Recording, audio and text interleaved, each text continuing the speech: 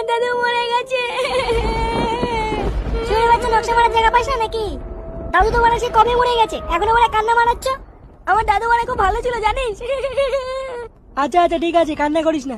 এবার কিচ্ছু ঠিক নেই। দাদু ওরা আমার কাছে একটু বাংলা খেতে চেয়েছিল, আমি ওরা খাওয়াতে পারিনি। ধুর ভোদা, বাড়াতে অনুভবে কান্নাকাটি করছিস, তোর কান্নাকাটি শুনে তো দাদু চলে না আসে। এবারা আমার দাদুকে তোরা এনে দে, আমার দাদুকে তোরা এনে দে না। ধর বোধ আমি দাদুকে কি বাঁচিয়ে এনে দেবো নাকি?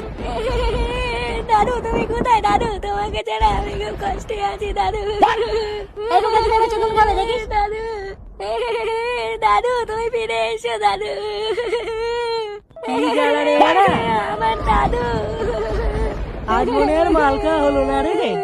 কি রে ফুটো, বাড়া কেমন একটা শব্দ হলো না? হ্যাঁ রে আমিও পেয়েছি। এই বুকে যেটা ফুটো বলে আওয়াজটা করেছে। কিসের আওয়াজ বাড়া? এবারে আমার না কেমন যেন একটা লাগছে বুঝলি।